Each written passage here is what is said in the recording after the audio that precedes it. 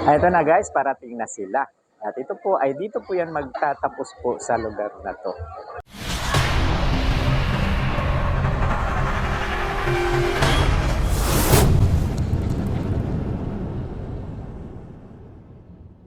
At yan po ay nakaikot na po yan sila. At dito na po yan magtatapos at papasok po yan doon. Ayan, doon po papasok yan at magpapakita na po sila ng kanya-kanya pong mga talento sa kanilang mga entry. Ito po ang unang entry, Poblasyon 1. Dito lang din po yan sa Talalora. Baga, kanilang manok po yan. Ito po ang kanilang unang entry na isinali po. At alam niyo po ba, hindi sila magpapatalo dahil sila po ang ikang sponsor o sila talaga ang maipakana nito. Hindi po pwedeng isa lang entry ang ilalagay nila dyan. Mayroon po silang isa pa.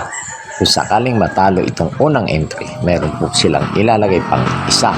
At ito po, ang papasok po ang pangalawang entry nila, yung Poblasyon 2 o Barangay Sabang. Kumbaga, North at South. Ito po, ang second entry ng Talalora, kanila pa rin yan. Tubisyo nga naman na may mananalo sa kanilang mga manok dito. Ikaw ba naman, malapit ka na sa sandok eh.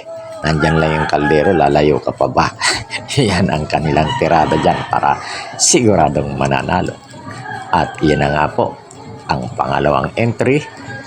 At ang susunod naman pong entry ay ibang barangay na po ito. Hindi po ito nasasakupan po ng Talalora at palibhasa po ay pakana po ito ng simbahan. Pwede palang sumali ang taga ibang barangay.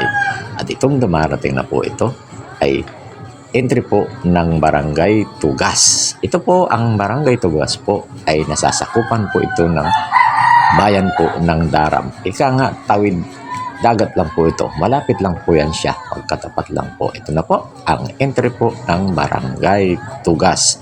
Ang ibig sabihin po, pangatlong entry na po ito na pinasok po dito sa nagpaparade. At itong parating naman po,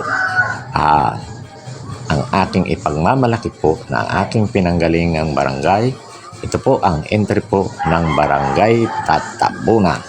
Ito po sila, parating na.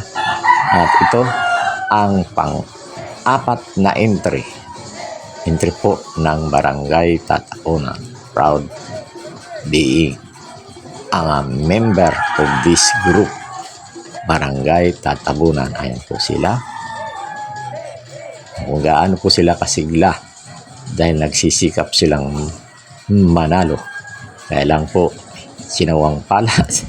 Hindi po sila nakakuha po ng entry. At ang nagwagi po sa parin na ito po ay yung nauna pong dumaan, ang manok po ng bayan po ng Talalora. At ang pangalawa po, yung sumunod naman din, yun po ang nakakuha sa pangalawang pwesto, ang kanila rin pong manok, ang Barangay Poblasyon 2 o Sabang. Siya, dito na po tayo nagtatapos. Diyan na po natapos ang kanilang parade festival po ng bayan po ng Talalora. Parade festival po 2025. Happy Fiesta Talalora. Muli po, maraming salamat po sa inyong matyagang panonood. Salamat!